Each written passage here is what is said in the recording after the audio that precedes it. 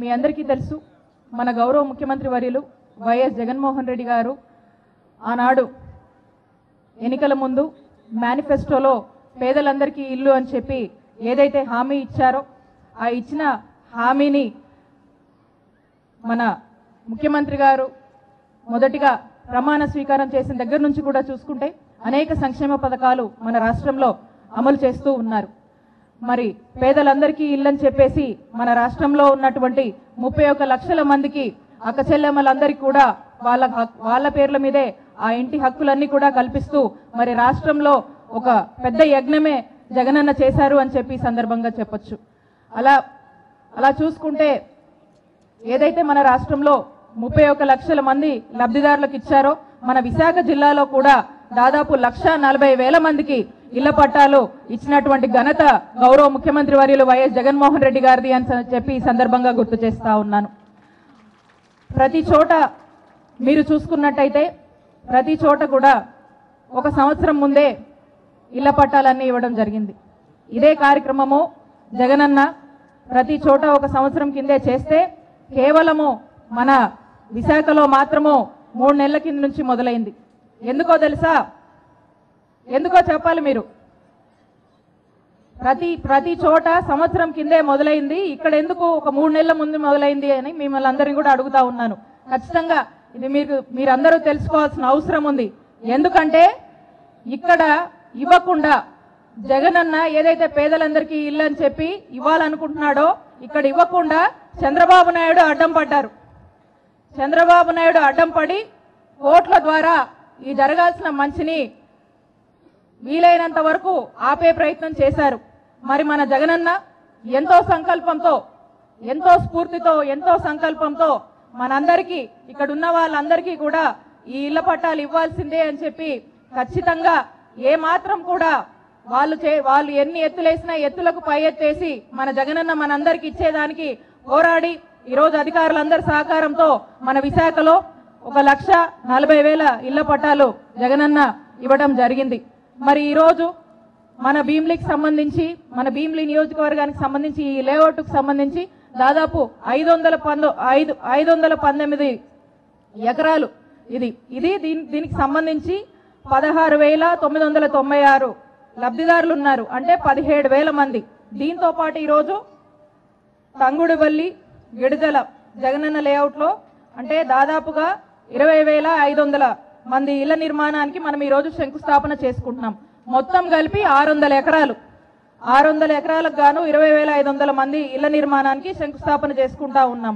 మరి దీనికి సంబంధించి ఈరోజు అప్రూవ్ అయినవన్నీ కూడా 14,170 ఇళ్లకు మనం శంకుస్థాపన చేశాము. అయితే దీనికి సంబంధించి మనం చూసుకున్నట్లయితే ఒక ఎకరానికి వచ్చి 2.5 కోట్లు ఉంది. అంటే ఈ చుట్టుపక్కల లేఅవుట్లో చూసుకుంటే 12,000 స్క్వేర్ యార్డ్ ఉంది. గవర్నమెంట్ వాల్యూ వచ్చేసి 16 లక్షలు ఉంది. ఈ టోటల్ ఎక్స్టెంట్ కి ఏదైతే భీమిలి గురించి మాట్లాడుతా ఉన్నానో 519 ఎకరాలు, దీనికి గాను 1,300 కోట్లు ఖర్చు అయింది. కేవలం ల్యాండ్ కాస్ట్. ఇక్కడ చాలా మంది భీమిలి వాళ్ళు ఉన్నారు.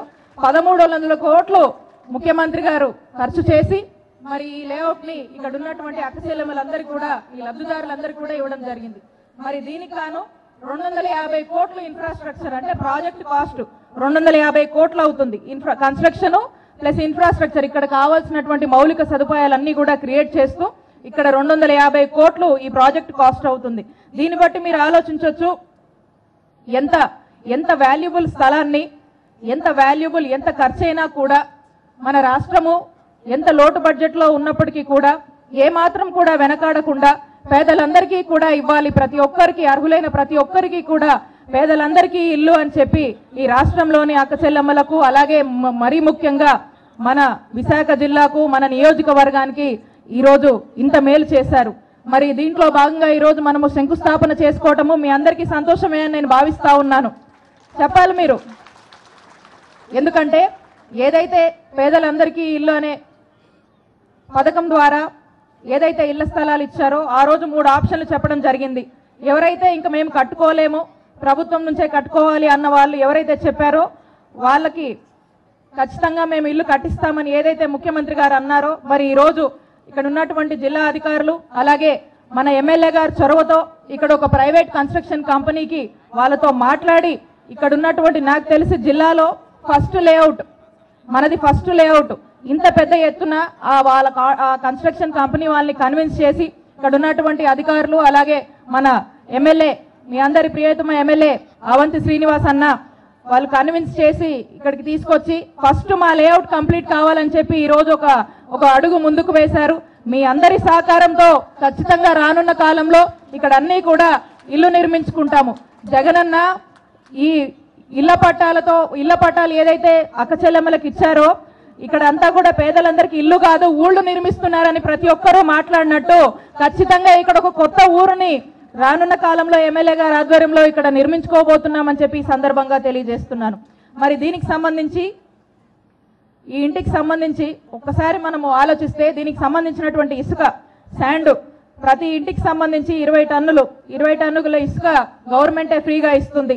అలాగే దీనికి సంబంధించినటువంటి సిమెంట్ 90 బస్తాల సిమెంట్ ఏదైతే అవసరం అవుతుందో మార్కెట్ విలువ కన్నా తక్కువగా ఇక్కడ ఇవ్వడం జరుగుతూ ఉంది. స్టీల్ కూడా ఏదైతే మార్కెట్ విలువ ఉందో దానికన్నా దాదాపు మార్కెట్లో 420 రూపాయల కేజీలో స్టీలు మార్కెట్ విలువ కన్నా కూడా ఇక్కడ 1 కేజీ 69 రూపాయలకు అంటే చాలా తక్కువ ధరకే ఇసుక సిమెంటు స్టీలు ఇలా అన్ని కూడా పూర్తి స్థాయిలో చాలా తక్కువ రేటుకే ప్రభుత్వం నుంచి మనకు లభిస్తూ మరి ఇవన్నీ కూడా ఏర్పాటు చేసుకోవడానికి మనకు ఈ అవకాశము దక్కుతా ఉంది. కాబట్టి మీ అందరూ కూడా మీ సహకారం ఉండాలి.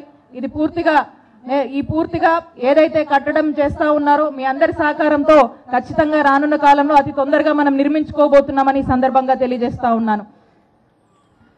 ప్రతి ఒక్కరికి కూడా సొంతిల్లు అనేది ఒక కళ. ముఖ్యంగా మా ఆడవాళ్ళకైతే ఇక్కడ ఉన్న చాలా మంది అక్క చెల్లెమ్మలకైతే ఖచ్చితంగా ఒక తీరని కళ. మరి ఈ కళని సాకారం చేస్తూ ముఖ్యమంత్రి గారు అడుగులు వేస్తా ఉన్నారు. ఖచ్చితంగా ప్రతి ఇంటి కళ ప్రతి ఒక్కరి కళ ఈ కళ ఈ రోజు ఈ శంకుస్థాపనతో రానున్న కాలంలో ఖచ్చితంగా సాకారం కాబోతుంది అని చెప్పి ఈ సందర్భంగా తెలియజేస్తా ఉన్నాను.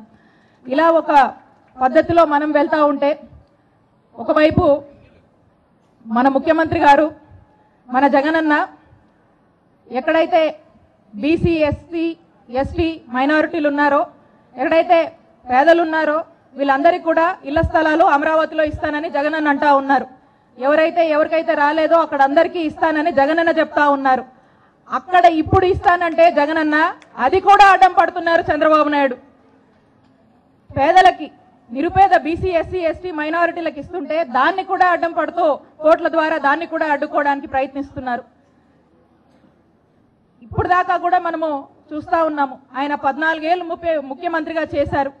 ఒక్కటి కూడా మనం చెప్పుకునేటువంటి పథకాలు కానీ ఏమీ కానీ లేవు. ముఖ్యమంత్రి గారు ఏ మంచి పని చేసినా జగనన్న ఏ మంచి పని చేసినా దాన్ని బురద జల్లడానికి ముందుకు వస్తారు. అలాగే మూడు రాజధానులకు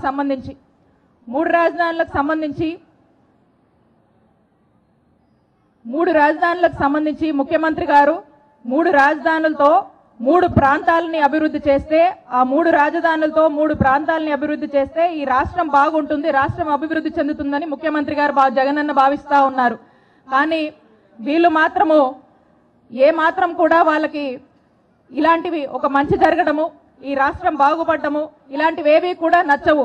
చంద్రబాబు నాయుడు గారు ఇవన్నీ కూడా ఆలోచించి ఎక్కడ రాష్ట్రం బాగుపడుతుందో అని ఆలోచించి అమరావతి పేరుతో ఒక పాదయాత్రకు ప్లాన్ చేశారు. ఆయనకు తెలుసు ఆయనకేంటంటే ఆయన పాదయాత్ర చేయలేడు. ఈ వయసులో చంద్రబాబు నాయుడు పాదయాత్ర చేయలేడు. ఇప్పుడు ఆయన అసలు చేయలేడు. ఇక లోకేష్ చేసినా ఉపయోగం లేదని ఈ విషయం చంద్రబాబుకు తెలుసు.